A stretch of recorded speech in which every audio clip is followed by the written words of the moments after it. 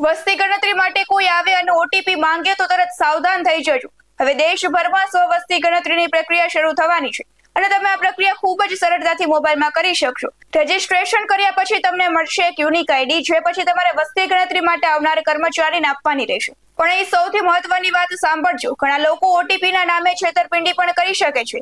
યાદ રાખજો, જ્યારે તમે સ્વ-વસ્તી ગણતરી માટે રજીસ્ટ્રેશન કરશો ત્યારે એક ઓટીપી તમારા મોબાઈલમાં આવશે. એ ઓટીપી તમારે પોતે જ એપ કે વેબસાઇટમાં નાખવાનો રહેશે. વસ્તી ગણતરીનો કોઈ પણ કર્મચારી તમારા ઘરે આવે તો તે ક્યારેય તમારી પાસે ઓટીપી નહીં માંગે. કર્મચારીને માત્ર તમારી યુનિક આઈડી જ પૂછશે. જો કોઈ વ્યક્તિ કહે કે ઓટીપી આપો નહીંતર ગણતરી નહીં થાય, તો તરત સમજી જજો કે કંઈક ગડબડ છે, કારણ કે કર્મચારીઓને ઓટીપીની જરૂર નથી પડવાની. તમારા માતા પિતા અને ઘરના વડીલોને ખાસ આ વાત સમજાવજો. ઘણા લોકો અજાણતા ઓટીપી આપી દે છે અને પછી બેંક એકાઉન્ટ સીધું ખાલી થઈ જાય છે. એટલે યાદ રાખજો, ઓટીપી માત્ર તમારા માટે છે. કર્મચારીને માત્ર યુનિક આઈડી આપવાની છે. અજાણ્યા વ્યક્તિને ઓટીપી ક્યારેય નહીં આપવો. આ માહિતી દરેક પરિવાર સુધી પહોંચાડજો.